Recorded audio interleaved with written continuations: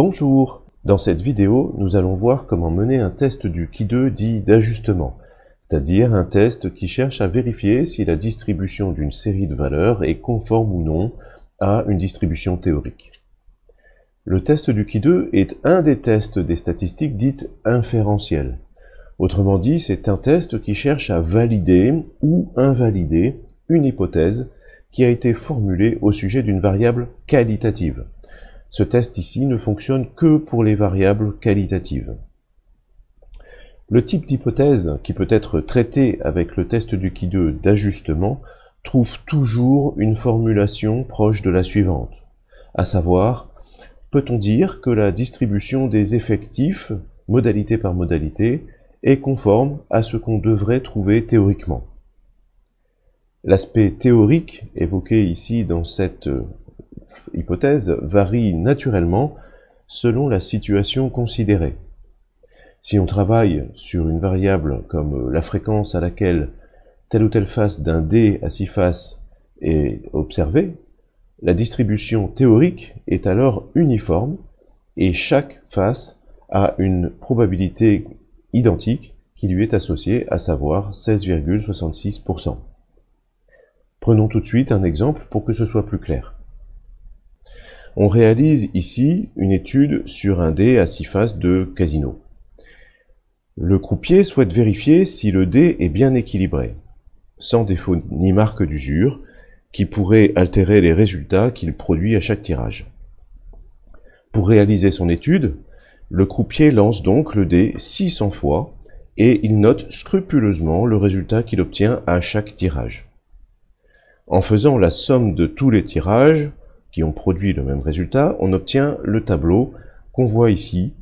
Il s'agit donc de comparer la distribution des résultats observés sur la deuxième ligne avec la distribution qu'on obtient théoriquement.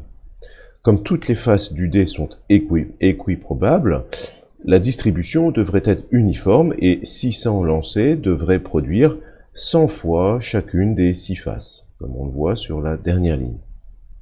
Le test du Ki2 va donc permettre de comparer la distribution observée, celle qu'a notée le croupier, avec la distribution théorique.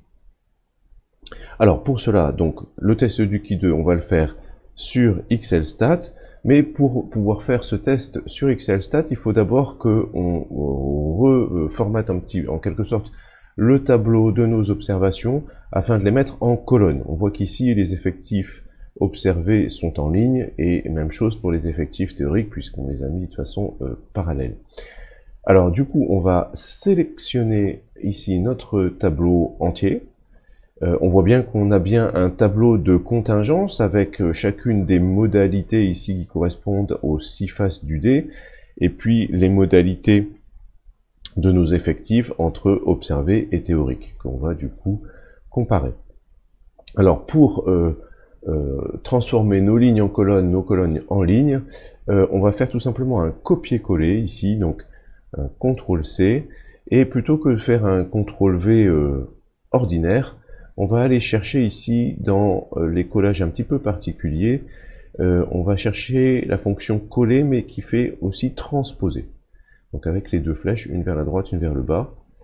Et d'abord, un point là où il faut que je me positionne en dessous, sinon ça ne va pas fonctionner, voilà. Et donc là, je vais faire coller, transposer, et voilà. Et donc on voit qu'ici, notre dernière ligne est devenue notre dernière colonne, notre première ligne est devenue notre première colonne, et ainsi de suite. Donc là, on a bien nos données, notre tableau de contingence qui est disposé en colonne. On pourrait imaginer, si on avait un dé à 10 faces, à 12 faces, ce qu'on veut, on pourrait du coup avoir plus de lignes ici sur notre deuxième tableau. Alors, maintenant, on va du coup lancer notre test du Ki2. Pour cela, on va aller dans tester une hypothèse, et on va aller dans les tests paramétriques, et presque tout en bas, on a un test qui s'appelle le test d'ajustement multinomial. Alors, dans les effectifs, on voit qu'on a deux cases. Ici, il y a une case effectif attendu. Dans la case effectif, du coup, on va sélectionner nos effectifs observés, ici même. Et puis, dans les effectifs attendus, on va sélectionner les effectifs théoriques. Voilà. Ici, le format de données, ce sont bien des effectifs.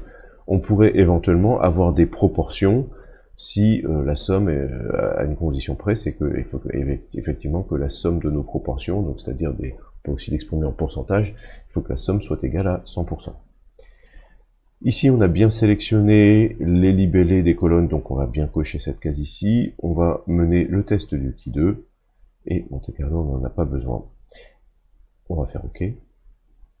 On vérifie bien qu'on a bien pour notre colonne effectif 6 lignes sur une seule colonne. Même chose pour les effectifs dits attendus, à savoir les effectifs théoriques. Et on va faire continuer. Là-dessus, on voit que, comme d'habitude, XLStat nous crée un nouvel onglet avec des valeurs. Alors, une valeur de qui 2, issue des valeurs observées, donc c'est-à-dire ça c'est le qui 2 qui est calculé. Et là, je fais référence à une autre vidéo qui permet de présenter le qui 2 calculé de façon manuelle. Cette valeur de qui 2 observée, on va la comparer à une valeur de qui 2 dite valeur critique, qui est issue du tableau de référence des valeurs de qui 2. En l'occurrence, le tableau pour lequel, ou dans la colonne pour laquelle on va avoir 5 degrés de liberté. Ici, le nombre de degrés de liberté correspond en fait au nombre de valeurs moins 1. Et on voit qu'on a en dessous une valeur P, une valeur de probabilité de 0,632 avec un seuil alpha, un risque alpha fixé par défaut à 5%. On pourrait spécifier ce seuil-là à un autre seuil que 5%. Et comme XLStat fait bien les choses, il nous propose par défaut, il formule par défaut une hypothèse H0 et une hypothèse alternative. L'hypothèse H0, c'est que la distribution observée n'est pas différente de ce qui est attendu, à savoir de la distribution théorique. Et l'hypothèse alternative consiste à formuler que la distribution est différente de celle qui est attendue, donc c'est bien l'hypothèse opposée. Et ici, XLStat nous propose d'emblée une conclusion, alors qui est une conclusion formulée de manière très générique, étant donné que la p-value ici, à 0,632, cette p-value calculée est supérieure au niveau de signification seuil alpha qui est de 5%, on ne peut pas rejeter l'hypothèse nulle H0. Autrement dit, on ne peut pas rejeter l'hypothèse selon laquelle la distribution n'est pas différente de celle qui est attendue. Donc ça veut dire que si on ne peut pas la refuser, il n'y a rien qui nous conduit. Ça ne veut pas dire nécessairement que on peut considérer les deux distributions comme similaires. Ceci dit, il n'y a rien qui peut nous autoriser, statistiquement parlant, avec ce seuil de significativité, il n'y a rien qui peut nous autoriser à considérer ces deux séries statistiques comme étant foncièrement différentes. Autrement dit, ici, nos effectifs observés, les écarts qu'il peut y avoir entre l'effectif observé et l'effectif théorique, pour chacune des 6 faces, ces écarts-là, on peut considérer qu'elles sont dues au hasard, mais il ne s'agit pas de populations qui sont fondamentalement, enfin du moins d'échantillons, qui sont fondamentalement différents. La différence pouvant être due soit au fait que le dé soit altéré, usé, volontairement ou involontairement, enfin en tout cas que les 6 faces du dé ne soient pas équiprobables. Ici, on peut légitimement considérer que nos 6 faces sont toujours bien équiprobables et que les écarts observés par rapport aux effectifs théoriques de 100 pour chacune des 6 faces sont purement dus au hasard. Donc vous voyez ici le test de Qui2 d'ajustement, c'est un test qui est assez simple et il suffit d'aller le chercher ici dans les tests paramétriques et test d'ajustement ici là. Voilà qui termine notre petite vidéo sur le Qui2 d'ajustement. Il y a d'autres vidéos sur le Qui2 d'adéquation ou d'homogénéité. ainsi que sur XLStat, ainsi que d'autres vidéos sur le fonctionnement du test du Ki 2. À bientôt!